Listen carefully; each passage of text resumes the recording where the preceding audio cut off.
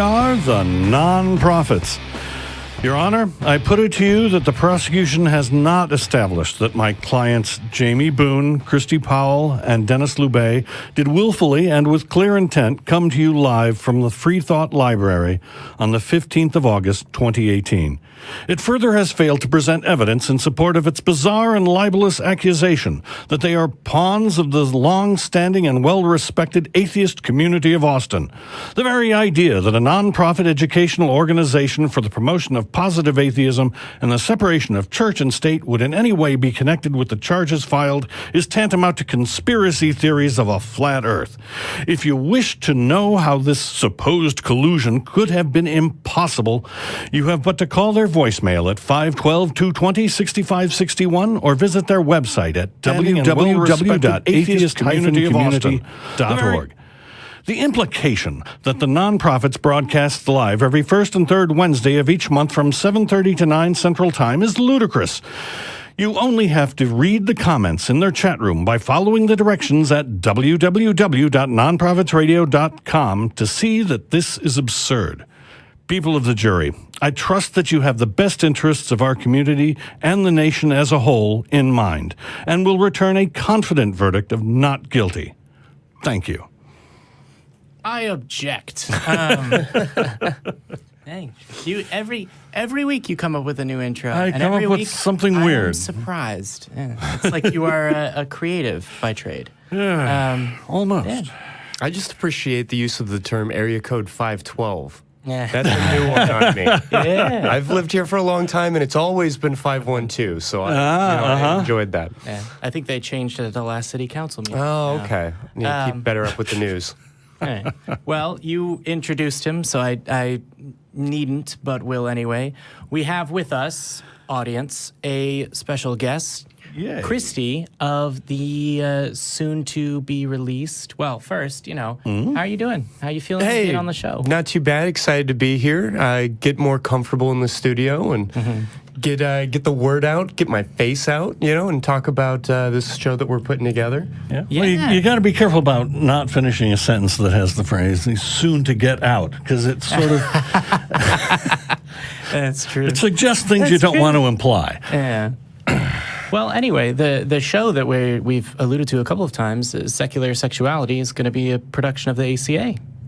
Yeah, absolutely. We're looking at starting up in a couple of weeks on Thursday nights, and we're just going to be exploring gender and sexuality and the lens of politics and atheism, and really all of that's to say we're going to be talking about how the world that we live in has really changed the way we look at sex.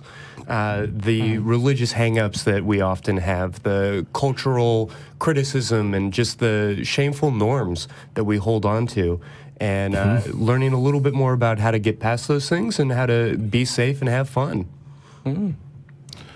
Well, Things have changed a lot. They've also stayed the same. So it's hard to... The more they change, the more they say. I was going to say, I'm glad you could come and sex up our show a little bit. I mean, I try to sex up everywhere I go. This should be no exception. Yeah. Well, I am glad to hear it. I'm glad I've seen you, newcomer, new on the production. Hopefully you're feeling it as welcome as we can make you. But, yeah. So you're working on the show. I think it's in test screening. I'm not sure if you guys have announced an official launch date yet. Yeah, we are looking at the second week in September. More of that to come. I'm sure we'll finalize something and put that out. But yeah, it's been a great experience. It's been great working with everybody here at ACA and getting to know everyone. And the fun part about doing the test footage and like going through the process of getting all vamped up is we can kind of try out the weirdest segment ideas, and nobody gets to see it. So if it sucks, it's okay. But we can just throw dumb ideas out there and see if they stick. And we've been putting together some interesting and some fun stuff. Yeah, I would say if it sucks on the Secular Sexuality show, isn't that what you're going for? Or No. Yeah. So the first and only rule of Secular Sexuality is try to make your puns at least good. Oof. I just got burned by the pun master himself. Right. No single entendres. Yes. Yeah. No single entendres. Okay. All right. Well, I think it's okay whether it's single or double or triple or whatever number you go with. Yeah. So one of the segments that I heard about you actually work in the fields, right? You are a subject matter expert. I'm not sure if I should ask you about that on the show. Yeah, no, absolutely. There's no mysterious day job. I just actually tomorrow will be completing my master's work in counseling and mental health, and am working towards pursuing a license and becoming a licensed professional counselor in gender and sexuality issues. Oh, well, congratulations. Yeah. So, yeah. There's no way for you to mess it up between now and then, is there? I pressure. just have to submit a couple of pieces of paper, but I promise nothing. Yeah. It's been a long, hard road getting this far, and bureaucratic nightmares have been a big part of it. So it would really be like me to mess it up. Yeah. Well, what I would say, let me just sort of ask, what made you want to get into therapy and gender and sexual therapy? Yeah, what is that the term? area in particular. Yeah, that area in particular. Sure. Yeah. That area.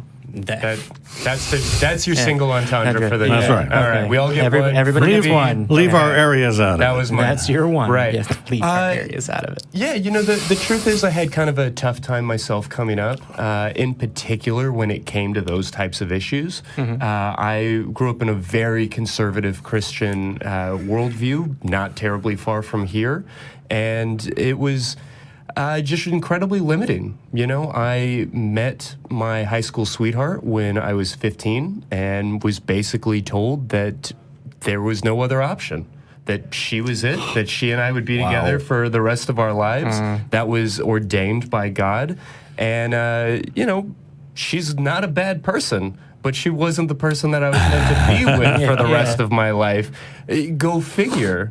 And so in trying to figure out who we were as we, got a little bit older, we started to ask questions. Which got us into They some hate trouble. that. It really did cause some strife. But we eventually, through watching movies and reading and talking to people and just experiencing the world, realized that one of the places that we were the most hampered and limited was in our sexuality.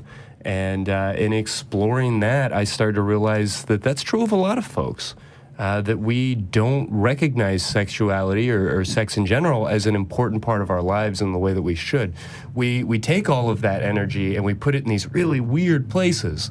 We take all of our sexual energy and we channel it into advertising and soap operas and the way that we display bananas at the grocery store, as opposed to putting that where we would want to, which is the bedroom, and the bathroom, and the kitchen, and the backyard, the neighbor's house, and wherever else we might want to put it. So that's how I got interested. Really, was just recognizing as I started to get into counseling and going through that education process, how little of an emphasis there is even in the therapy world. When it comes to gender and sexuality, and it's a incredibly important area of study. And the people that you would theoretically go to work on these issues are very ill-equipped to deal with it. The fact of the matter is you can go all the way through your master's program without really ever taking time to study gender, for instance, as a concept. And that's something that a lot of people need help processing and working through. So I'm hoping to change that, and this show and getting some of the word out is a big part of that. Generate some buzz. Yeah, a little bit. Yeah. Well, what I will ask is, actually, it's interesting because I am generally uninformed on issues of gender in psychology. I'm generally uninformed on things in psychology. But how, as far as that as a part of the field and research, how much of that is new or still being worked on? And has there been a shift? Because I know it wasn't until the DSM-4 that homosexuality wasn't considered a a mental illness anymore. Yeah, Right. that's true. It's worth noting that it wasn't in I believe the first two editions. It may have been in the second. I know it was in the third, homosexuality specifically. The only reason I point that out is that the DSM is often in response to what's going on culturally. And so we saw this moment where homosexuality was all of a sudden not as hidden as it had been for the previous 50 or 100 years. And listing it as a mental illness was in large part a reaction to a good trend. You know, it was a step backwards, clearly not anything that we wanted to see happen or that we should have ever been allowed to happen. But it is those pushbacks and those problems that I see as a sign of progress. But to better answer your question, I'm not entirely sure I could say that it's getting more of a focus in the literature. I'm not entirely sure I could say that there's more research going on now than there has been. I think that that's likely true, but the reality is most of the research is anecdotal. Most of it is by clinicians who are actually talking to people on a regular basis, and they're making their observations, and they're learning and growing in that way. But in terms of these massive, well-funded research projects, it's mostly online surveys. There's not a lot of good university-driven research, at least that I'm aware of. Yeah, because I was going to say, isn't a lot of, I mean, I don't mean to diminish the science that is psychology, but when you say psychology is anecdotal, it was sort of like, well, a lot of therapy is, you know, tell me stories from your childhood. Yeah. So how does the if you can just touch on it briefly for audience, how does the process of trying to more systematize and scientifically examine what effectively is stories, I think, as someone's psychology. Right, yeah. So psychology research is all over the place. And for much of the history of the field, there's been a major data problem. There's been a lack of good research. And we're seeing that change in big ways. I think that is much less of a concern than it was even 20 or 30 years ago. But that being the case, there are a lot of different forms of research, and it depends on what you're trying to look at. It can be incredibly difficult, like you're saying, to come up with a data point. You know, you can't get out your scale and measure somebody's happiness, for instance.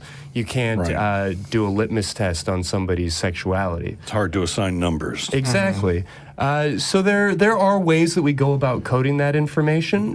For me, the most interesting thing that's happening right now, and that I think is going to be a huge part of the field moving forward, is our ability to aggregate and analyze big data. The fact is there are right now more interesting things coming out of researchers combing through Google search results than there are coming from laboratories, because that's when we're honest. You know, the things that we type into our phone are the things that we genuinely, honestly are wondering about. Right. And you can learn a lot about people in that way. The best statistics I've ever seen that resonate and seem to be the most accurate in terms of how prevalent is homosexuality, bisexuality, these different types of things, has all come from search data, because it's a lot easier to get a good answer than just asking a random person. Right. That's interesting, actually. I think my mic might have been muted. Yep. Yeah, hang on. There it is. There. Nope. There it is. Ah, there we go. There it is. Back Okay. again. Yeah, I think that I hit the button and it got sticky. Anyway, yeah, that's interesting. I would ask a little bit more about, like, are there institutes that are, like, what are the big names in institutes? Like, if I wanted to Google, what's the latest research, and I don't have a subscription to LexisNexis or whatever database, where could I find more? I mean, without EBSCO or something like that, it is hard to see the truly cutting-edge data. I can say that there are a lot of great organizations that are putting out a lot of information. One of the best ones when it comes to sexuality in particular is called ACA'S, the American Association for Sexuality Educators, Counselors, and Therapists. And they link to a lot of good research, as well as a number of great books, asec.org. The Kinsey Institute also is still putting out a lot of good information and trying to get the word out on what's going on in the field right now. Yeah, actually, that one I have heard of. Kinsey, yeah. Yeah, Kinsey. I think That's famous. Yeah, he's famous, and the Kinsey scale from 1 to 7. I don't know how much, just on a personal note, that still holds up in the community, because that's how I. You know, it's old data, and people love to rip on Freud, right? Everybody likes to say, cocaine, and he was obsessed with dicks, and people love to criticize him, but in the same way that you might criticize, Hippocrates. It's out of date, right? Yeah. It seems silly now, but if we, see it in context, there's a reason we're still talking about it. That's all the information they had. Yeah, absolutely. So did Freud have data problems? Yes. But I still think there was a lot of great information that came out of that. And in that same way, I feel about Alfred Kinsey, probably more so, because there are some flawed assumptions, and a lot of people, particularly queer folks, do feel a little alienated by the Kinsey scale. Personally, I see it as a outdated form of a very effective tool, because the reality is gender isn't binary. It's not exactly one way or the other. And that's true of almost all human behavior. Almost everything can be spectrumized. And I think that that's especially true when you're talking about sexuality. And I think that the Kinsey scale is a slightly outdated, but not terribly ineffective way of looking at that. Okay. Yeah, because it is sort of along a gender binary viewpoint of it, as far as I understand it, which doesn't really comport with the reality of the situation. And that's we're going to true. get a lot of mail. Yeah, that's true, and it operates in discrete boxes. You're not a 1.5. You're a 1. And that's very different from the way people actually are. It's impossible to measure. You can say that you're bisexual, but if you go home and you do the math and you've slept with 12 men and 14 women, are you really bisexual, or are you mostly straight? And that's not how math works. That's not how people work. Yeah, and people don't work like math. That's exactly. For sure. Yeah. I would say, like, I'm familiar with the 1 to 7 straight to gay. I've never taken a test online to provide data for our researchers on the subject, but. Yeah. Do y'all remember, I think it was The Spark? It was a bunch of quizzes. It was a website back when the internet was first exciting. Yeah. In the MySpace era, we would be sending each other our Spark test results. Oh my gosh. And I remember there were a number of pseudo-scientific tests about how gay are you, or how straight are you, and I remember getting my results back and finding out that I was only 15% gay, whereas the national average on that test was 40%, and it's I'm an outlier. Not what I was expecting. I think I'll concentrate on my sleep number. Yeah. I was going to say, you said, back when the internet was young and exciting, and the MySpace era, but Dennis cut his teeth on Usenet. Before it got abusive and horrible. Yes. Those were the dark days before the Facebook. Before the light came. Before the empire of Facebook. Before the Wi-Fi. Yes. Before the Wi-Fi. Well, so let me ask you something that we generally would like to ask to guests that we have on the show generally, which is, if you're willing, will you share your deconversion story, and to what degree that? Yeah, my experience, as I kind of alluded to, was largely through movies. There you go. Yeah, as simple as that is, I had a wife who was obsessive about pop culture moments. Maybe she didn't care about soccer, but we always watched the World Cup. She didn't care about, curling, but always the Olympics. Those big spectacle type events.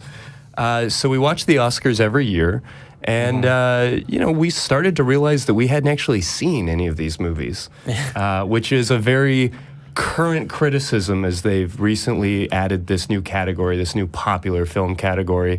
If the ACA wants to put on a movie show, I can talk about that for a full hour and a half on my own.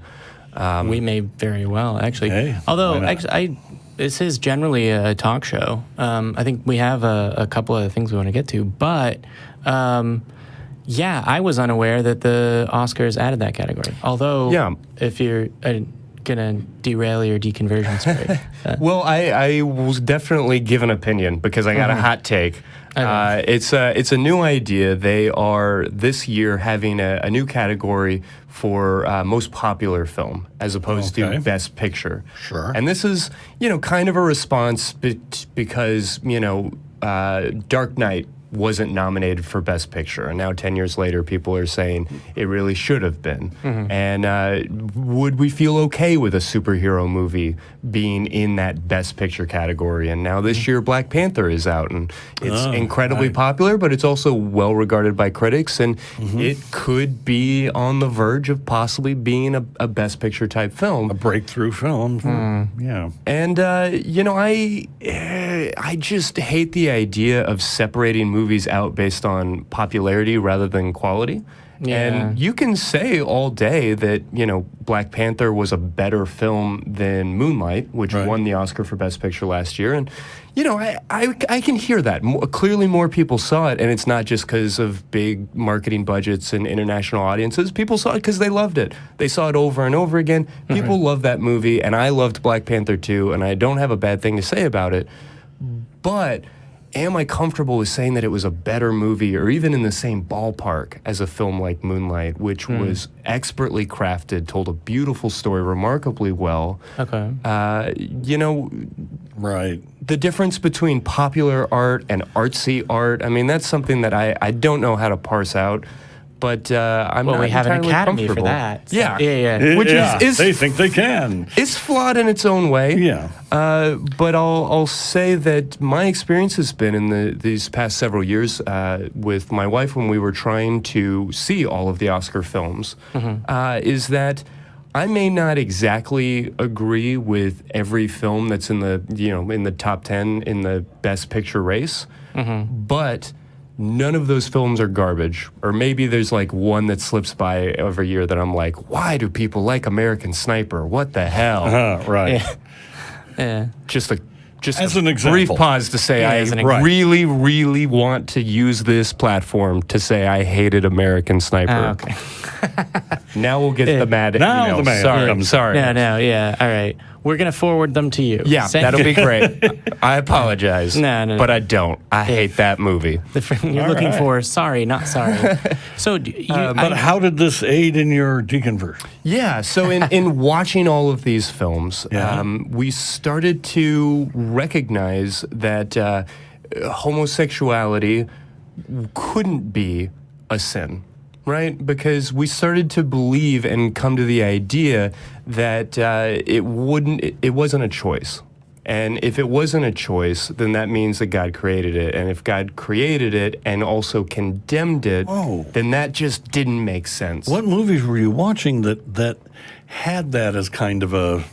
It was a slow experience for me, but definitely the ones that were really influential were How to Survive a Plague, which is a breathtaking documentary about ACT UP and the AIDS crisis. It was films like The Kids Are All Right. It was a number of different pictures that just provided exposure in a way that I hadn't had before. And when you Basically start to... not Marvel Universe movies. Yeah. Okay. Well, they weren't. What time period was this, if you don't mind me asking? Was it like the 90s or? Yeah, no, this would have been, I guess the 2005 through 2010 or 12 that I'm starting to have these thoughts and come to this awareness. And it was slow. But we made a project to see as many of the Oscar movies as we could. And as I started to fall in love with these stories, I had a harder and harder time criticizing these people. I, previous to that, had always seen homosexuality as a sin, the way that I saw, say, rage. It was deviant. Yeah, but the same way that anger is a sin, right? It's something that you might have a experiential influence on. If you grew up in an angry household, there might be a genetic component, but that ultimately you were responsible to be in control of your anger. Yeah. And I believed in that same way. You're responsible to be in control of your gay urges. But you started seeing realistic portrayals? Right. That argument just doesn't hold water when you meet an actual gay person. I know.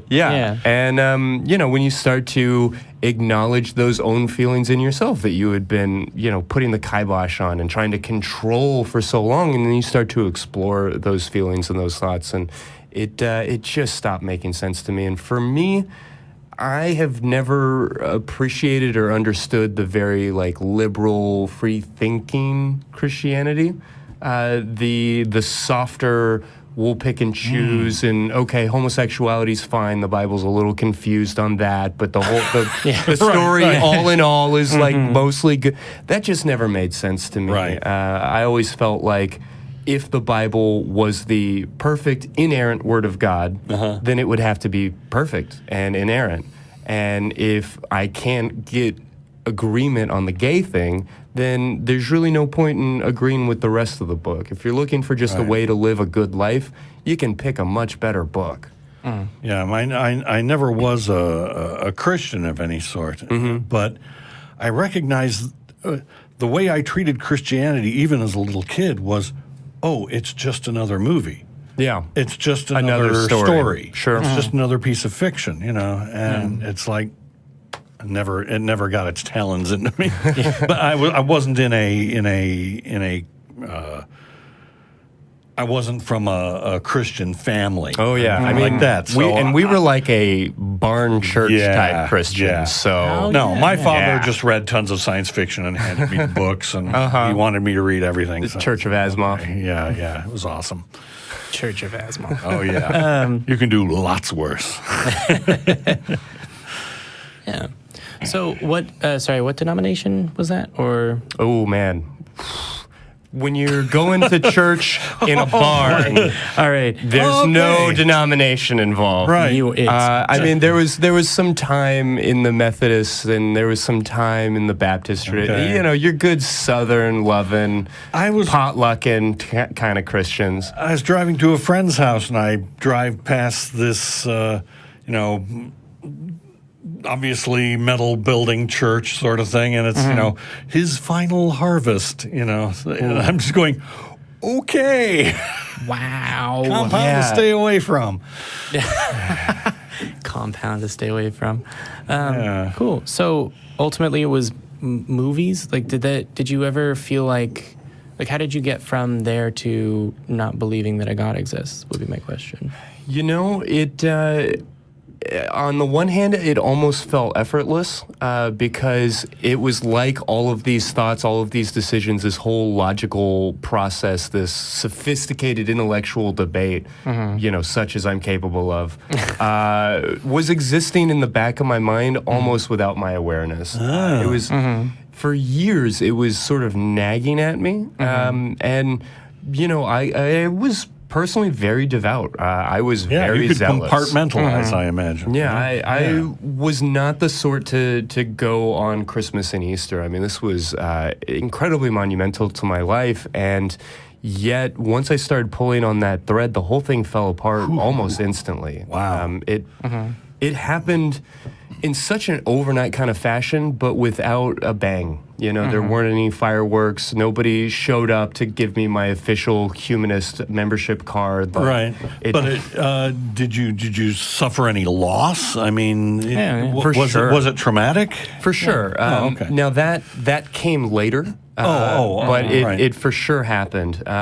The truth of the matter is, who's the most hated person in any religion? It's not necessarily the non-believer, it's the apostate. It's the turncoat. It's the person who betrays. Right. And so for that reason, right. I kept my mouth shut. course. Honestly, it was almost a full year before I started having honest conversations with my wife, with my own wife. And it was a year after that before I told anybody else, and that was because she outed me. I didn't even have the guts to tell my best friend that I had been basically living as an atheist for 2 years.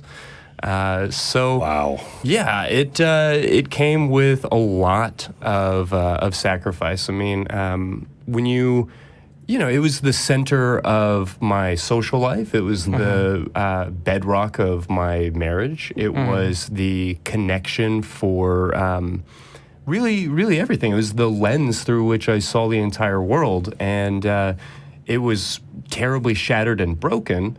But once you start to rip that out, it's difficult to replace whole cloth. It's a large piece. Well, did the loss of faith itself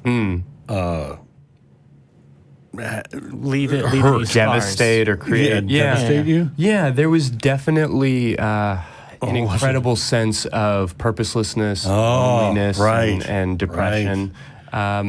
You know, I as a therapist, I'm very existentially oriented, and so I see a lot of things through basically trying to avoid these certain inevitable realities. You know, the reality of choice, the reality of death, these different things, and in so many ways, religion created answers to those questions. You know, you don't have to stress about the fact that you're going to die. You don't have to stress about the fact that you can only be so intimate and that you are inevitably separate from other people if you truly believe that you're connected by a loving God that is deeply and intimately inside of you. And, you know, there's your single entendre, by the way. But Two. yeah. It was definitely a lot to take on. It was a rocky couple of years. And, you know, at the time, of course, these crises always come as a result of real world issues. And, you know, at the time I was having some health problems, and I was working just 1,000 hours a week and exhausted. And so, yeah, it was a difficult stretch. But I am a better, happier person for it. Yeah. Well, We hear that a lot. we hear that a lot. That's good. Strangely enough. Yeah. So, what are you hoping that the show that you're doing here for the ACA, Secular Sexuality, will have a similar effect, or what are you hoping for the scope of that? How does that tie into your story? Yeah, more than anything, it's about giving people permission to be who they want to be. And oftentimes, that just means letting them know that there are other ways to be. You know, you can't even realize that you were longing for something until you recognize that it exists in the first place. And then learning how to ethically and safely explore these different areas. So whether we're talking about gender or kink or polyamory or just how to date through a dating app. I mean, you know, all of these different things can be difficult to navigate, and we're so uncomfortable talking about them because we've never really given ourselves or each other permission to. So having a platform where these issues are coming up, where people are getting exposed to things that they might not have ever even thought to think about before, and being a part of helping people put down the burdens that they've been carrying, all of this extra shame, all of this extra judgment, and these other things that they carry for no good reason. Yeah, I think so. So you said that when you were talking about coming out, you said that you were outed by your wife at the time. Did she deconvert about the same time as you? I mean, I know that she did. Yeah, and we were actually on one page about that. The difference was, she used to say that you know, I lost my faith and found comfort in science and empiricism, and that she lost her faith but couldn't believe in nothing, so she decided to believe in magic. Those were her own. Those were her words, and. Not any type of like good or organized magic. I mean, I don't even know if that's a thing, but not any type of like codified magic, just, we're at the Renaissance Festival. I for sure need to get a card reading done, and I need to, Okay. Of course. Yeah. So, she eventually found that she had a certain skill with the tarot and asked if I would be comfortable with her pursuing that professionally. And I said very much no. It's one thing, whenever you want to put your own bad ideas into your own head, but I'm not super thrilled about the idea of like funding an opportunity for you to convince other people with those lies. But so we did largely go through it together. We had a little bit of a different experience on the back end, but we were in good shape. Okay. Mm-hmm. All right. Well, that's good. I mean, there's a lot of people, and we hear that from visitors as well. We hear, I don't believe, but my spouse does, or I deconverted, and it turns out that they never took it seriously in the whole place, and I thought they were super devout. And so it was sort of interesting that worked out. Well, you said not organized magic? Sorry. I have a roommate who doesn't believe, but has a sort of I'm going to research things fascination with it. What? Yeah, I don't know enough about it to even know how to say what I don't know. But I recognize that there are a lot of folks that have not just these vague notions of magicalness, but like codified and organized, belief systems that center around magic. Yeah, that's as far as I can say. They'll spell it with a K just to be, set it apart. Super cool. It's weird. Okay. You said she had a talent for tarot reading, but she believes that it's real? Because the most talented tarot readers don't. And they know, like, the history of that. Like the charlatan history where it's like, I'm getting your eyes to look down so that I can read your facial expressions. So I do this so that it's easier for me to fork when it... Never mind. I don't know. I've met a number of people that are completely earnest about it. Sure. And having been a very earnest Christian, I can say that, I could garner incredible insights about people and not intentionally pass them off as divine in the sense that I wasn't trying to trick anybody. I really believed it, but effectively I was doing those same parlor tricks. You're fooling yourself. Yeah, I was fooling myself at the same time, but I am picking up on people's personalities. I'm picking up on their body language, and I'm telling them that what they want to hear. It's seductive, yeah. Yeah, absolutely. Yeah, it's one of the things that actually a lot of ex-Mormons I know will say the training that they get to convert people translates into sales skills pretty well. And I, having worked a sales job, use the word sales more loosely and with less negative connotation than I think is generally accepted in the population. But salesmanship or salespersonship, sales skills are very important and versatile. But that's interesting. Yeah, I used to hate them until I needed them. Right? Dentists, lawyers, So what got you from I don't believe and, I didn't want my wife to spread these bad ideas to being, what you are now and participating as an activist voice? Yeah, I suppose the biggest part was my education. It was going back to grad school and studying counseling and getting deeper into the field of psychology and recognizing the need and also developing a little bit of a toolkit for how to do that, for how to actually offer something to somebody other than, no, don't, religion, bad. I was able to actually have meaningful conversations with people who have suffered. I've had clients who have been terribly abused by their parents because of their orientation.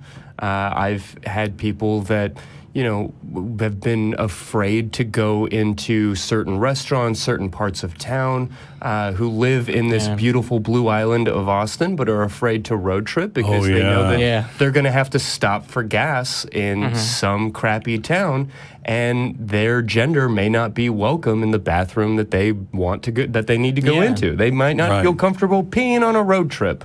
And those are conversations that I have with people on a regular basis. And once that started, I mean, you want to be a part of that solution. When you look those people in those eyes and hear those stories, it's hard to do nothing.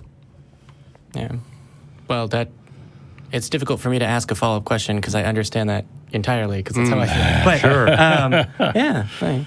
That's good.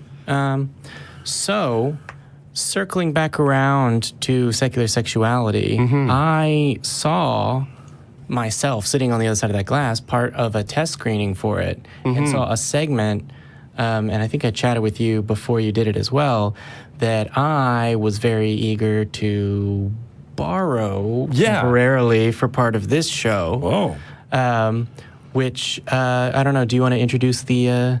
Yeah, so we were talking about sex and religion, as we are wont to do, and I was just shocked by how ridiculous so many religious beliefs about sex actually are. And I found out that I could make up almost anything, and you couldn't really tell it apart from actual beliefs. You can probably find some religion that actually does hold is to the that. thing. Yeah. So we set this up, if you guys would like to play, as a little bit of a two truths and a lie type thing. And I'll give you three facts about people's beliefs on sexuality, particularly from the ancient world. Right. And you can tell me which one I just made up. And which ones are actually sincerely held beliefs. Okay. All right? And I think I remember one of these, and on that one, I will not help you, Dennis. Okay. That's fine. You'll be on your own. All on your own, which can work for sex things. But All right, so we're ready. Yeah. bring it on. Okay. In ancient Phoenicia, prostitutes wore red lipstick to call attention to their talent in fellatio outside of temples. Okay. At Greek schools, oral sex between men was considered acceptable so long as it was just the tip. And ancient Romans looked down on anyone who had bad breath, assuming it meant that they had been giving blowjobs, which was something that was reserved for the slave class only. Wow. I'm going to say B. Which one is B? Which one is B? Did you mean just the tip? Just the tip? You're saying that's the lie? Yeah, I'm saying that's the lie. Okay. That's my. I remember you asking this one, and I remember knowing the one about in Rome because I went to Catholic school, and so I got to take Latin and learn about Roman culture. And so that all one the dirty Roman jokes. And all the and that one is a true fact. People were looked down on for bad breath. Well, okay, I knew it was a true fact, but there's a book I have that's actually how to insult and abuse in Latin, and that's one of the insults. Fantastic. Yeah, but the first one you said it was Phoenician prostitutes outside of temples wearing lipsticks to draw attention to their skill in fellatio. Like, when you say outside of, like, waiting just outside? Like standing outside of a temple because that's the red light district. That's where you pick up a hooker. Really? Yeah. Weird. That is not the same. Primitive zoning laws, I guess. Primitive zoning. Okay. Yeah, actually, I'll agree with Dennis. I think it's the just the tip one. Yeah. So you're already doing much better than my co-host, who wasn't able to get any of these. You nailed that one. Just the tip was a little too specific. Yeah. I thought that was a bit of a wink. Stump Dennis. Okay. Ancient Egyptians associated the ebb and flow of the Nile with the god Adam's masturbation habits. In some ancient forms of Taoism, men were encouraged to avoid losing jing before battle by abstaining from sex or ejaculation. Okay. And ancient Sumerians often drank the semen of their enemies to try and take over their legacy and strength. Did you say the ancient Egyptian god of Adam? Atum? Atum? Oh, Atum. Atum. Okay, Atum. Because I was going to be like, wait a minute. I know that name. That's not Egyptian. That's a different religion. Yeah. That's the Abrahamic tradition. Okay, so it was that in some forms of Taoism. I can believe that. And then I've forgotten the third one already. The third one was that ancient Sumerians often drank the semen of their enemies to take over their legacy and strength. I'm going to say one. One being The first one, yeah. the Nile. Yeah. Yeah. I'm going to go with 3, because I don't know how they would extract the Yes, I was wondering, how do they do semen. that? Although I don't know. I'm always interested in like learning about that. Like the Greeks were like performing autopsies to learn about human anatomy, like knowledge that I just take for granted. Like, oh yes, of course, everyone knows the organs of the body. We learned that in like, 4th grade or whatever, or parts of it anyway. If you're in a religiously influenced school. Yeah, if you go to schools around here, there are you huge learn swaths of the body parts that you don't learn. But you learn about like lungs and a heart and that your brain does stuff. Yeah, And it's always interesting to think about like, oh, Plato, who, people are like, oh, all of modern philosophy is a footnote to Plato or whatever. We have to learn about the heart. That's where the soul is. Yeah. It's like,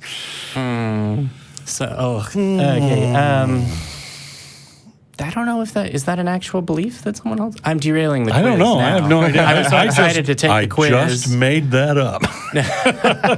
I couldn't tell the difference, and that's the beauty. the point. But yeah, I'm going to go say with C. C is right. false. All right, you're correct. Okay. Which is to say that the ancient Egyptians really did believe that the Nile rose and fell based on Atum's jacking off. Wow. I will say it's one of the things about ancient religions is the temperament of their gods tend to reflect like the quote unquote temperament of nature around them that they couldn't explain, and the Nile floods regularly and leaves fertile silt. So initially when you said that, I went, oh, that's obviously ridiculous. And then I realized, oh no, wait, like fertile things from their planting in perspective. soil, like ancient beliefs about planting seeds, and then like women as dirt, literally, that you plant seeds in or whatever.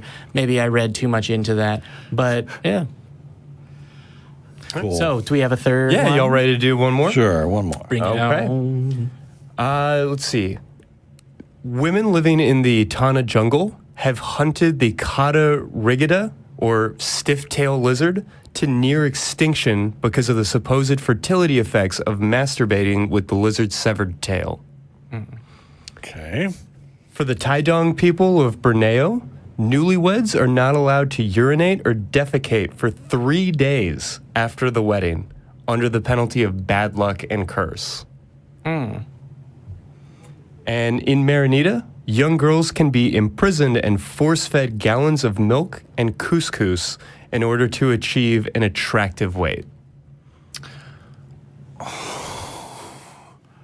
Okay. Wow. Wow, that's a lot. That's heavy stuff. Nasty. All of those are All right. So feasible. I feel like you should only answer questions that I have before we know what the answer to a certain degree. But when you say for B or the second one, on penalty of bad luck or curse. It's considered terrible luck. Oh, okay. My question was going to be: Are I don't they know that then it's cursed legally by the enforced. local? right. They don't kill you. Right. No, what I meant is like, does the bad luck come from the action or like the local religious? I don't know I forget which culture you said it was. I knew it was one that the Tadong people, who I am not familiar with. But from what I understand, there is no wedding feast because you don't want to be, full. You can't go to the bathroom for 3 days. Wow. That's crazy. very awkward. I'm going to vote 1. What's the first one? Women living in the Tana jungle have hunted the Carida rigida, or stiff-tail lizard, to near extinction because of the supposed fertility effects of masturbating with the lizard's severed tail. The stiffy-tailed lizard. Yeah. Lizard-tail dildo? Lizard-tailed dildo. Yep. So I actually remember this is the one that I talked to you about ahead of time. Right, and I was yeah. like, you should include the scientific name of this lizard. So I know what the answer to this one is. So I will abstain from answering this one. Yeah, so for fairness. you're actually 2 out of 3 here. Oh, good. Yeah. Very good. Cool. Yeah.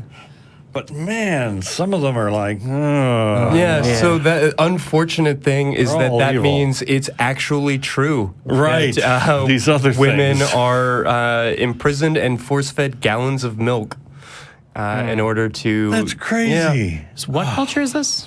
This is the Mauritania. Is this a culture that's Mauritania? currently exists or Yes. still? Okay. I So mean, it I is don't believe it's illegal a to be current practice. skinny. Okay. Okay. All right. Yeah, that's interesting. Wow. All right. Wow, that's that was cool. weird. Yeah. Is there another one, or are we? Yeah, I've got one more for y'all. All right. Okay. All right. So we're looking at a little bit of arts and culture here. Wearing scarlet letters, like in Nathaniel Sure. Hawthorne's book, was in fact a thing in the Puritan colonies. Okay. All right. Prima nocta, or first night traditions, as depicted in the movie Braveheart. You know, where the local regent, the head guy. yeah, can have sex with a virgin on her wedding night in order to outbreed the local Scots. That was actually a real practice. Sure. And the third one is a man can, in fact, break his penis, like seen on the Drew Carey show, Scrubs, and a couple of others. Ow. I'm going to say 3. As the falsehood. Yeah. Okay, so I know this one. I'm not sure whether it's because I remember it. For whatever reason, I don't remember the breaking penises as a thing. But I remember at one point looking up the thing from Braveheart and not being able to find it. So I'm going to say that one is the fiction. That one is the fiction. Yeah. Okay. Wow. So to be clear, I there's thought for no sure. there's no bone in the boner. Right. But there are a number You can of injure it. reports of actual popping sounds. Oh. Yeah. No. Yeah. You onomatopoeia to And the entire internet became uncomfortable. Spongy matter. Yeah. Oh, God, it you're making it pops worse. when it bends too far. Oh. Yeah. But what's the other? Oh, the other fact was Scarlet Puritans. letters. Yeah. Oh, yeah, That was yeah. that was an actual practice. Yeah, I thought that might have Nathaniel been. Hawthorne didn't just make that up. Yeah. All right. Yeah. Wow. Well, that was cool. That was cool. Yeah. Yeah. That's a lot of fun. I think that's going to be a hit segment. People are going to keep score at home. Yeah. We're playing with it and we're having a good time. I hope folks will come and check us out. Yeah. And secular sexuality, it hasn't launched yet, but it's going to be good. It's going to be the best show. It's going to be great. Everyone agrees. Everyone agrees. Believe me. I don't know why I'm doing a Trump impression there. But actually, Dennis, do we Because have you're good at it. Yes, some good we do. listener mail coming up? We do. Okay. This So one is then, from Tom. Should we do the... Oh, yeah. Yeah. I have strong opinions. Okay. Dun, dun, dun. We get mail We get mail. from Tom. Thought this might be of interest to you. It shouldn't have come as much of a surprise as it did that secular marriages has overtaken the Church of Scotland's. I have probably been to more secular marriages, funerals, and naming services than I have been to religious ones, but a pleasing surprise nonetheless. Apparently, humanists now provide more marriages in Scotland than any other group. Really? Apparently so. Well, does he? I mean, I don't mean to be that It guy. links to a. Okay, all right. So there's a citation. The Humanist Society Scotland has overtaken the Church of Scotland to become the biggest provider of marriage ceremonies amongst all beliefs or religious groups in the latest population statistics from the National Records of Scotland. In 2017, the Society helped 3,283 couples tie the knot, a rise of 8% on the year before, which saw it leapfrog the Kirk, who carried out 3,166 ceremonies, a drop of 14% on 2016. So I don't know what the Kirk is. Yeah. The article doesn't explain that. How do you spell it? Yeah. K-I-R-K. It may just be. But I'm getting help from our researchers. It means church in Scottish Gaelic or Scottish or something. Okay. Yeah. So apparently, more humanists provide marriages now. Huh. That's cool. That's cool. I heard a little while back that. I remember reading a little while back, which is always the best citation, that as far as songs played at funerals in England, there's like a very, very popular religious song there that was like the funeral song, in the same way that there's whatever that song is that they always play at weddings, but that it had been overtaken. You know what I mean? The wedding march. I don't know how I forgot that name. But that it had been overtaken in popularity for songs that people wrote to be played at their own funerals by "Always Look on the Bright Side of Life" from the movie Life of Brian. That's nice. cool. And so I was sort of like, I'm jealous of the culture there a little bit. I mean, sometimes life is a piece of shit when you look at it. Yeah, that's true. Give a whistle. Yeah.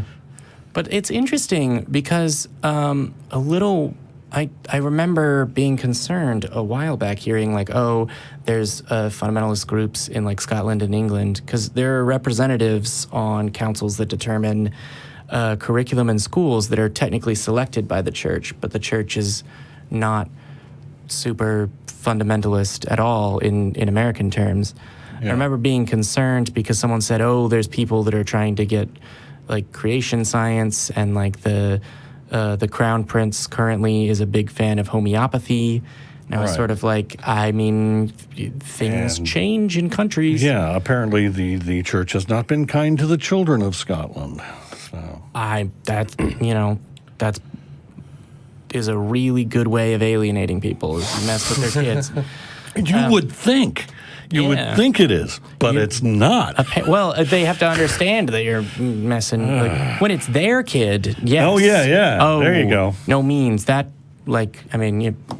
parents are protective of their children. Newsflash. Wow, that's really interesting. That I wonder if there's another main group, because it said the humanists provide more marriages. I would guess that the church is second. Yeah, well, I mean, I would guess that the church is second, but I'm wondering whether it's a plurality or a majority, like whether it's more than half or whether it's, 41% to 40% with 19% being other random, because the Universal Life Church that's legal in the U.S. I don't know what the laws are to be ordained in Scotland. Mm-hmm. Do you know anything about Scottish law? I absolutely know nothing about Scottish ordination. Okay. Cool. I'm not even entirely sure that that's the right word, but I am sticking with it. Yeah. All I know about Scotland, I learned from a Star Trek character. So there you go. That may not be an accurate source of information on the Church of Scotland. So. I don't think so. But what I will say is, as far as marriage, I don't know. Sometimes I think about what I would be married as. This is not a good conversation. No. But I find that very interesting. Cool. Do you have any news? I do. I had a couple pieces of news, and then it's God news and not good news this week. No. Yeah.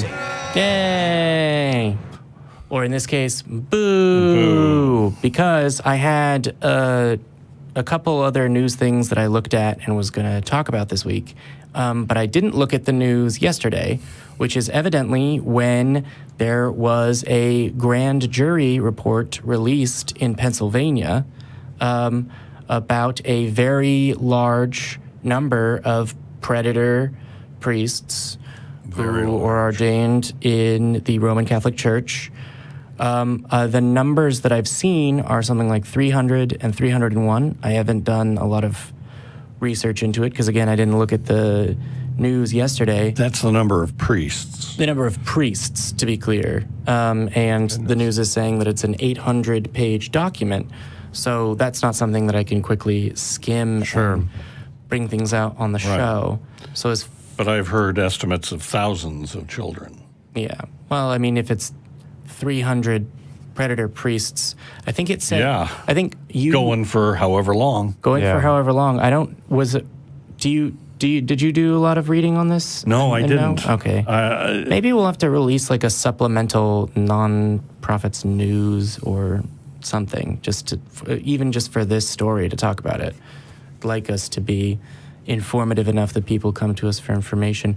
But we happen to have someone who wants to be a counselor in relation to sex therapy. So one of the things that I've heard and that was touched on in the movie Spotlight, which won Best Picture 3 years ago, 3 years I want to say? Yeah. I could be wrong on that. A few years ago was that there's this idea that the mandatory celibacy psychologically affects priests. To be very clear, I am not making any excuses for pederasts or the abuse of children by anyone, regardless of what associations or memberships they have in literally any group. And I'm also not condemning your little old lady, nice grandma. She is not, as far as I'm aware, just because she goes to a Catholic church doesn't mean that she directly is involved in that. But this is not the last or it's the latest in a series of scandals of this nature from this organization. And so I thought, I don't know whether you have anything to speak to directly on some of the things that can cause people to be sexual predators towards children or on that notion. Yeah, to suggest that celibacy pressures people or maybe pushes them into making these choices is not unreasonable. I do think it's reasonable to consider that as a possibility. I think more likely or a bigger part of it may be a little bit of self-selection. Folks that end up in the priesthood are oftentimes people that are looking to maybe shut down their sexuality because they feel like it's objectionable in some way, whether it's because they are already having at the time that they're in college or they're making a career choice and they're choosing the church. They may be already becoming aware of these certain predilections or these drives. It may also be the case that they have no interest in children, and that's not a component at all, but that they are gay or having some other objectionable, and I use that from the perspective of the church, sexual desire, and they're trying to put the brakes on that as well as they can. I want to be very clear to separate out that I'm not comparing pedophilia with homosexuality. Or suggesting in any way that these are gay priests that are they're unrelated concepts other than to say that they're both deemed objectionable by the church, and so there could be a lot of folks who feel that their sexuality is unacceptable, and so they are entering into a situation in which they don't have to be sexual, where they're told that it's noble and holy and right not to express any sexuality. And so I think that that's going to be a component of it. I think that there's going to be some consideration of opportunity. There are certainly going to be people who are driven towards the church because they feel they'll have the opportunity. But more than that, I think that there are probably well-meaning-ish priests that find that they have this freedom and they take advantage of that opportunity. Man. So to say that celibacy is going to push you towards abusing children, I don't know how comfortable I am with really suggesting that. Clearly, people are responsible for their actions regardless. But while I do think that might be a piece of it, I think it's likely that there are other more significant factors. Well, let's be clear about this. The headline, one of the headlines read, "Priests ran child porn ring in Pittsburgh Diocese." State AG's Attorney General's grand jury report. So it's like, wow. Okay, so that's very different. It wasn't Hillary in the pizza parlor in the basement. No, right. It was priests in Pittsburgh in a diocese. Yeah, and something that I'm looking at says that this is 6 dioceses. I mean, again, I would like to just say to our audience, we're doing a little bit of this reading on the fly. So if we have to go, actually it was 7 dioceses, we'll do that. But yeah, if they were making material and then providing it to the world, I don't know. I tend not to think of Catholic priests when I think about people that are capable of setting up a Tor protected dark web server to set up a bunch of wow. Who knows? Yeah. Well, I mean, who knows? Priests are human beings, and there's one day a week where they're very specifically required to be in a very specific place, but the rest of the time they can be learning and developing skills related to this. Damn. It's pretty awful. I keep asking, why are there still Catholics?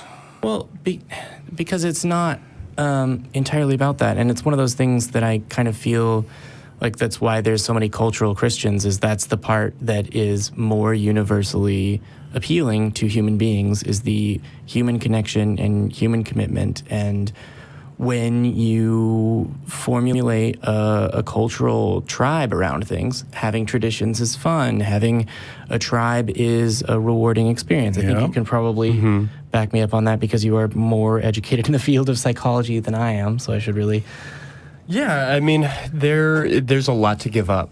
Having given it up myself, I recognize that there's a lot that you're losing out on. How often do you go to potlucks? How often do you spend an hour listening to a formal lecture that's shared in by your entire community? You might learn more from a TED Talk, and you might be more interested in it, but there is something about the ritual, about sharing that experience with other people. There. Yeah, absolutely. And a lot of it is, my grandparents and my parents and I, and, in violation of direct commandments from God, I've got a tattoo that says that, I'm a Christian and this, that, and the other. But if you're giving your money to an organization that uses a lot of that money to... Well, I mean, that's not... Today, here's from a news story. Today, the most comprehensive report on child sexual abuse within the church ever produced in our country was released, Attorney General Josh Shapiro said. Pennsylvanians can finally learn the extent of sexual abuse in the diocese for the first time. We can all begin to understand the systematic cover-up by church leaders that followed. The abuse scarred every diocese. The cover-up was sophisticated. The church protected the institution at all costs. Yeah. And that's where I go.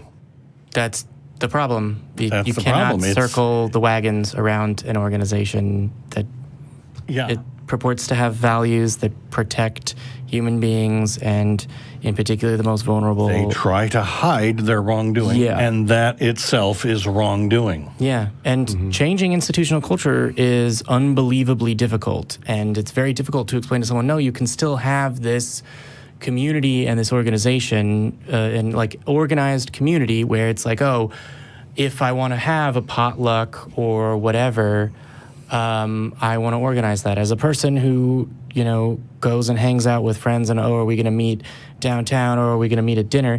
That's not a nothing task, but I I'm just saying it's difficult to sell the idea to a person, even if they don't devoutly believe in the doctrine, that just enjoys the community. No, if you were going to try and sell the idea, no, drop this institution, stop going, stop giving money. If this is the way it's going to behave, you need to. Yeah. Because that's what there is, and so it's like much. If they didn't protect them, if they rooted them out, and cast them out, then you'd go, okay, I can respect it. I can see why there are bad still apples and such. Yeah. But when the whole thing right up to the top is rotten, it's like, and to be, what other institution would sustain this? What other institution would we continue allow to exist? Yeah. And it goes back to the fact that it is religious, and that means putting something ahead of and on top of and more important than human beings. Right. Mm-hmm. And religion has poisoned religion. Yeah. Yes. You mentioned the film Spotlight, which is obviously relevant, but to me, the most upsetting part of that film wasn't the graphic stories or the upsetting nature of the content.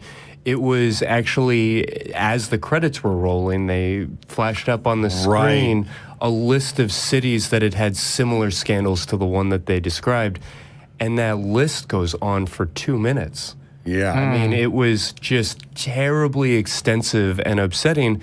And that's what we're really talking about here is nobody is going to read this story and think to themselves, wow, is the Catholic Church done? Is this it?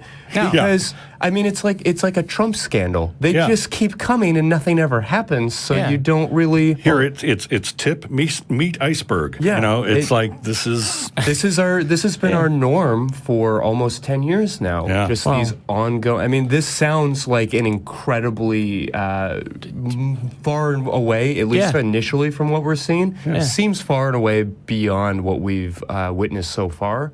Yeah. But still, you're justified in using the word typical. Yeah. It's horrifying. It is very typical. I remember I like to flip through and listen to local radio here in Austin, Texas, and a bunch of it is religious. There's channels, they're different denominations. Some of them just rebroadcast sermons, whatever.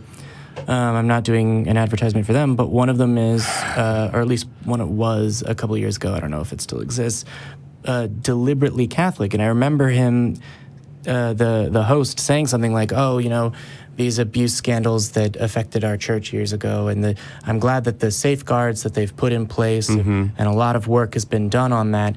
And I don't really think that that's true. And I think that in part, fundamentally, it's because it's an incredibly large part of the culture. Is sort of like, we're protecting you, we're hushing this up, and we've been doing that for years. And that's a very difficult thing to change. And so the Roman Catholic Church may very well be at the point where it's like, well, if we fired everyone that had ever been involved in this, who do you have left? It's a global organization. It's very large. Populated. Yeah. It's sort of like, that's a very difficult thing to change, which is the one thing that holds me back from just blasting criticism of the current pope, because he's overrated, because he's outwardly a really nice guy, but he's not preaching infallibly through their infallible preaching procedures. So just because he says, how could I judge a gay person? No, the doctrine is still, don't do that, it's a sin. That hasn't changed at all, right? It's baffling. Institutional problems are difficult to solve, right? I'm the president of this organization. I understand that institutions don't change overnight and whatever. To be very clear, there is no aspect of this, the Atheist Community of Austin, that is like this at all. Sorry, I'm just very kind of overwhelmed by some of the numbers here. And in my mind, I wasn't thinking about it because I heard, child sex scandal. And so I went, okay, priests who are pedophiles acting on it, having sex with children. I didn't think, priests producing child pornography. Because we produce shows here. That's not an easy effort. There's a lot of steps and coordination that it takes to do that. And it's over 6 dioceses, and if it was 300 priests, that's 50 a diocese. Like, I don't know. It's insane. Yeah. It's crazy. It is wild. Wow. I don't know.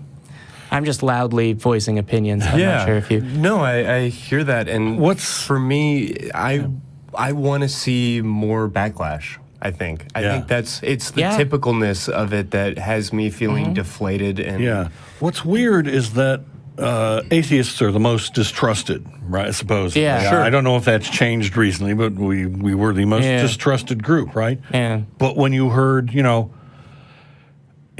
systematic child abuse, what did you think of? I thought of the Catholic Church. Yeah. And when you heard, when you hear of other atrocities, it's strangely weird that atheists aren't the first thing that leap to mind. And certainly not institutions, right? So, for example, like there were members of the atheist movement that had scandals that came out. It is part of the American culture right now has the Me Too movement, which is producing some results.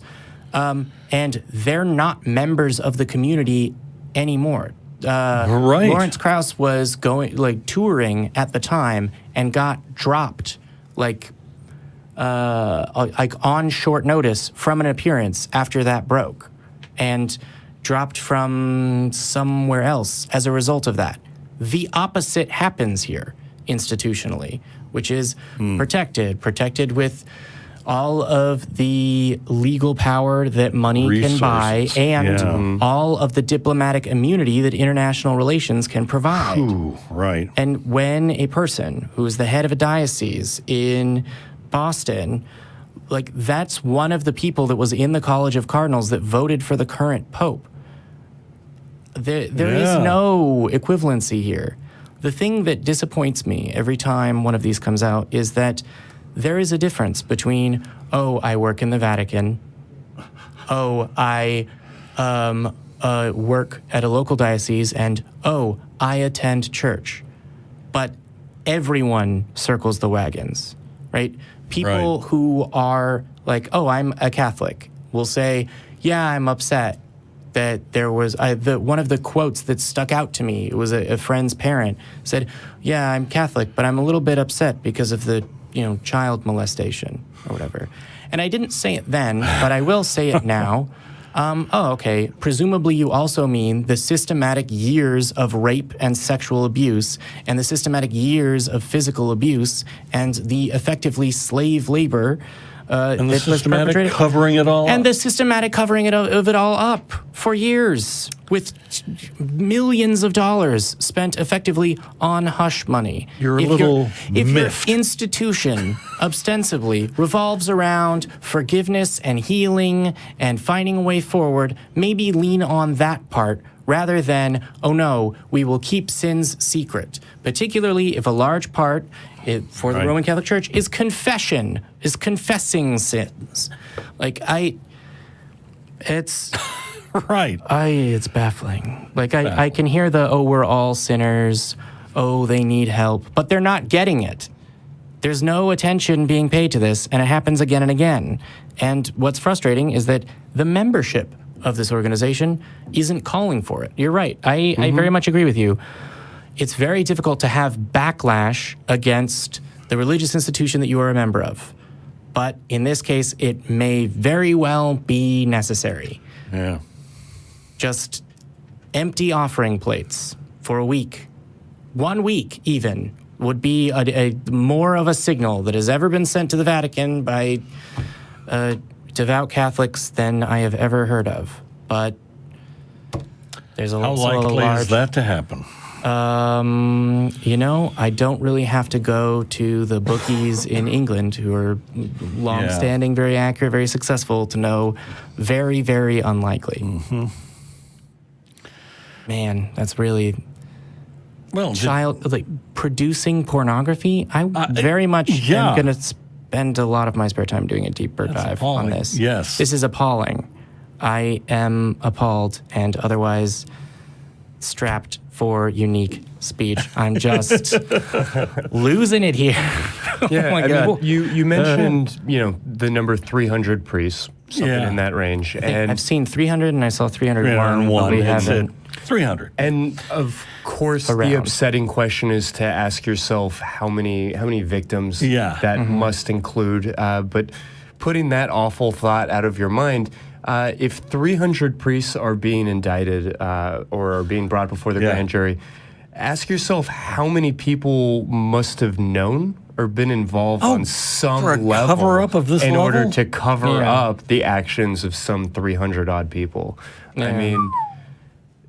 And that's without even getting into the questions of, how many people are donating money and because that number is probably closing in on 1 billion, at least over the course of a lifetime. Yeah.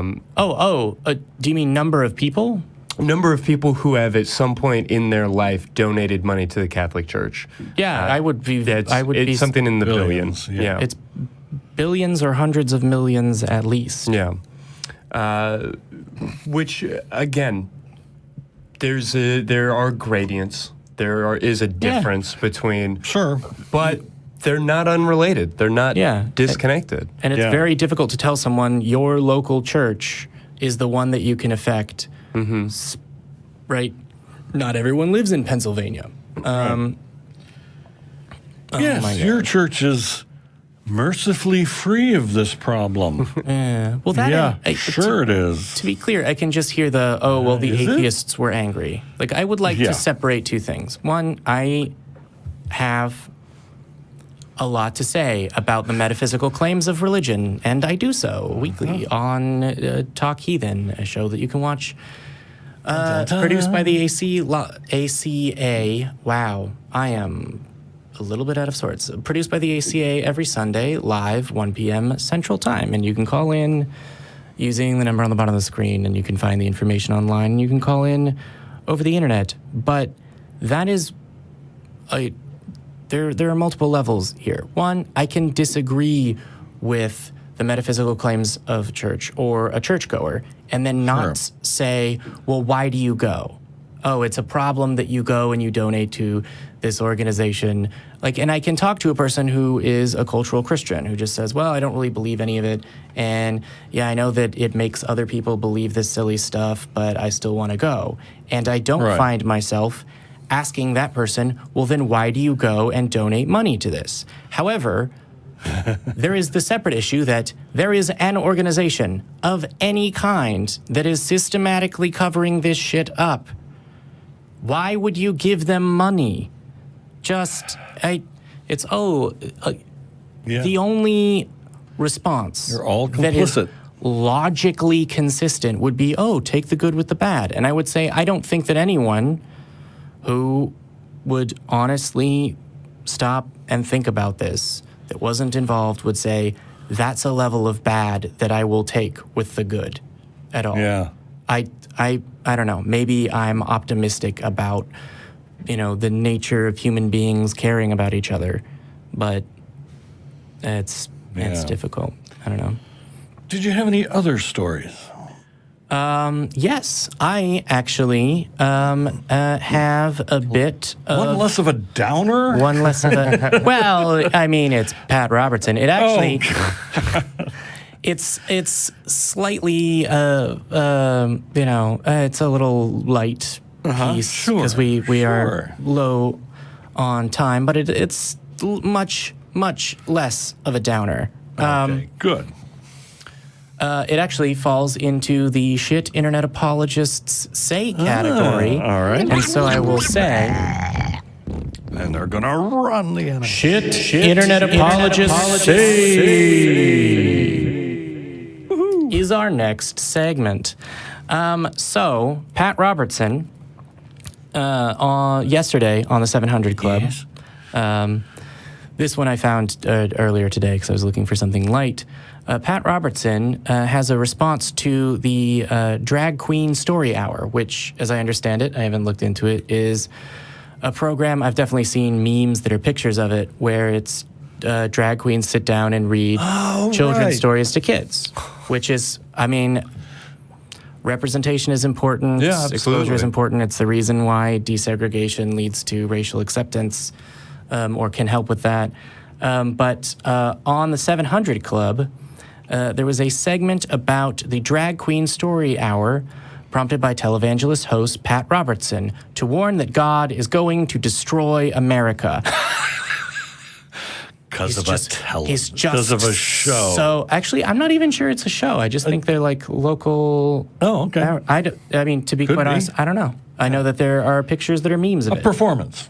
because Just of because of a performance. Because of a performance. God's going to destroy the planet. Because men and women aren't wearing the same clothes, that they're wearing the same clothes, and that's not what God wants, apparently. Apparently God Wow. is a stickler for fashion. God is going to destroy America. Drag Queen Story Hour, as the name suggests, involves drag queens reading stories to children in libraries, bookstores, and schools. And Robertson sounds could cool. barely hide his disgust at the idea. That probably won't surprise you if you've ever heard the name Pat Robertson before. Quote, "This next story should shock the daylights out of you," and I don't do a Pat Robertson impression, so you're stuck with my voice. "Should shock the daylights out of you, and you ought to do something about it," Robertson vented. "It's an outrage. Little teeny children as young as 2 years old being exposed to cross-dressers, homosexuals who dress up as women and are called so-called drag queens. They are men acting like women, and they used to, out in San Francisco, used to call them he-she's, and they're reading books to children." I am daylightless. He added, Impressively wrong.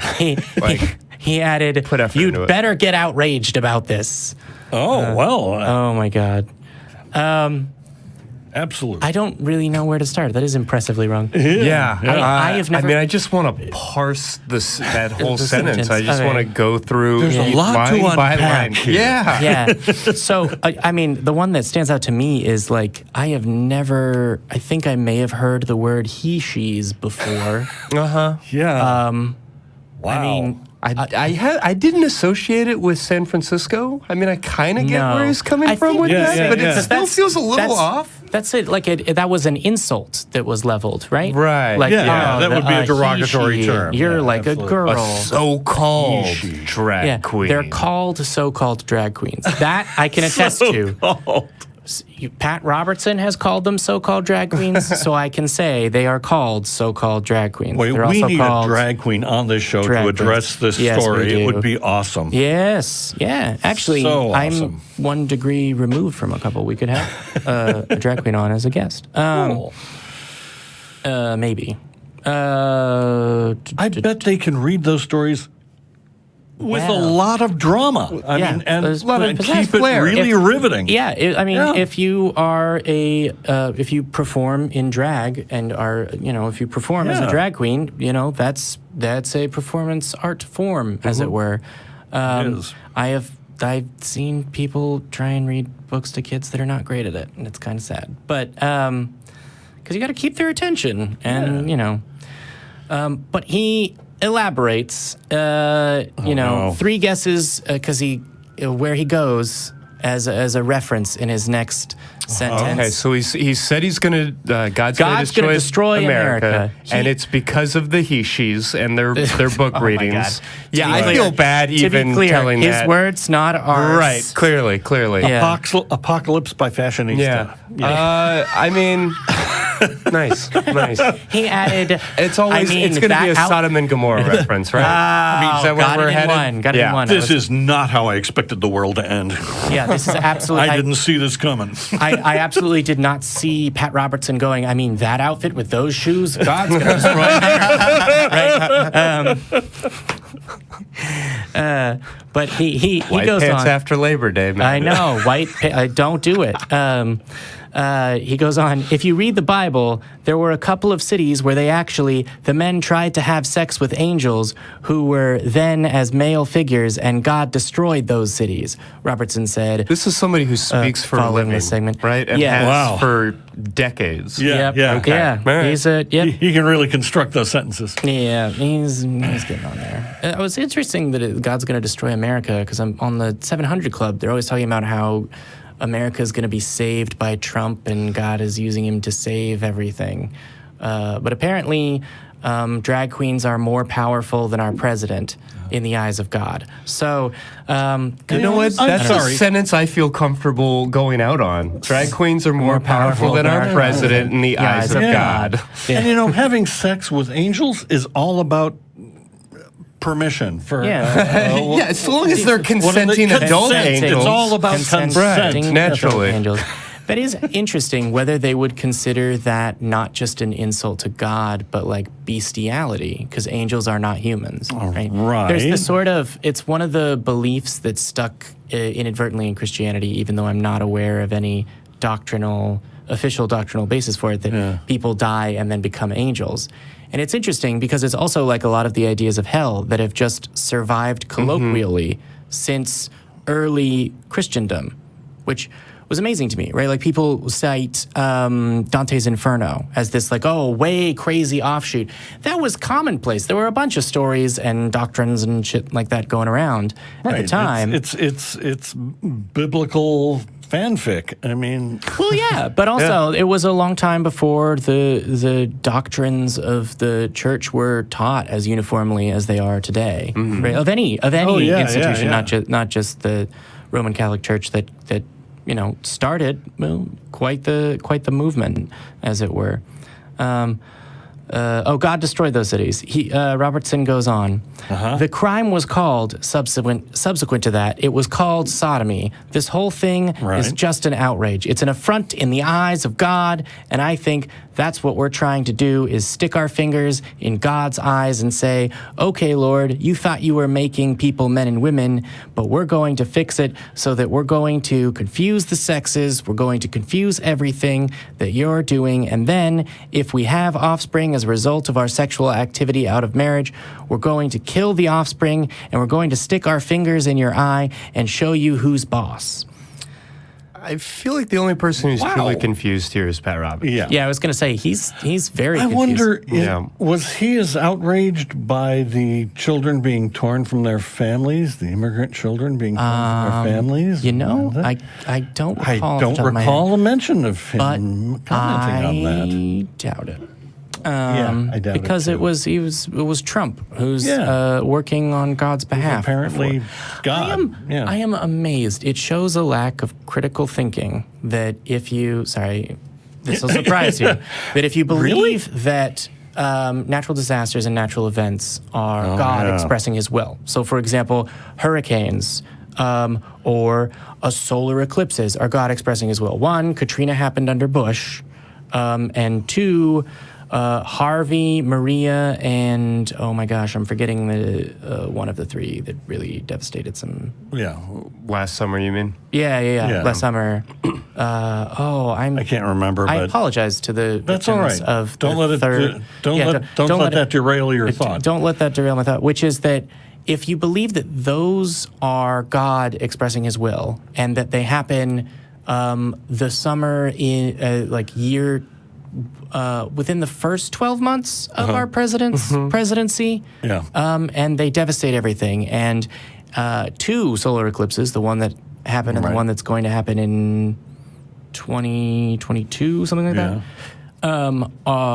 The I forget what they call the complete eclipse. Can be seen only from within United States territory. And the first one starts in the southeast and goes up.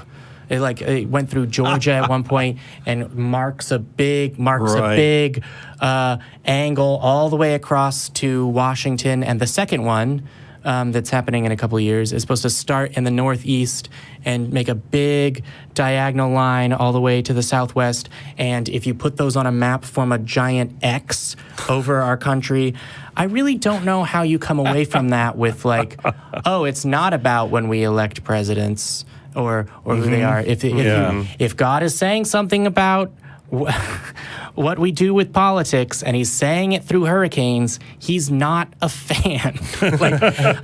It's weird to say because I don't believe that any of the premises, but the conclusion doesn't follow, guys. What's weird, though, is that scientists can predict God's outrage.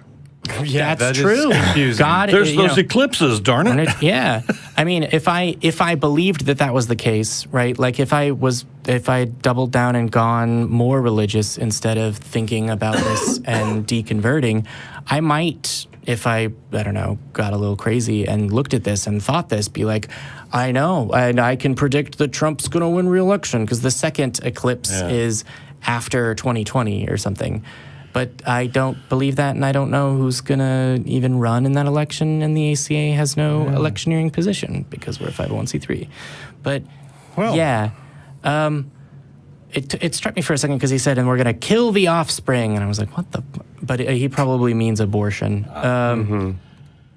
But also, I think he's saying, and if we have children out of wedlock, I think he's very confused about he's just people have all over the place. Children outside of wedlock, and because they want to, right? Like that's something that's more important for you than people that don't believe that. I'm not sure whether you knew that, Patty boy, but we're overtime, but I don't know what it is with poking God in the eye. There's a little bit more, but it's just more of the same. Robertson. It's Pat Robertson.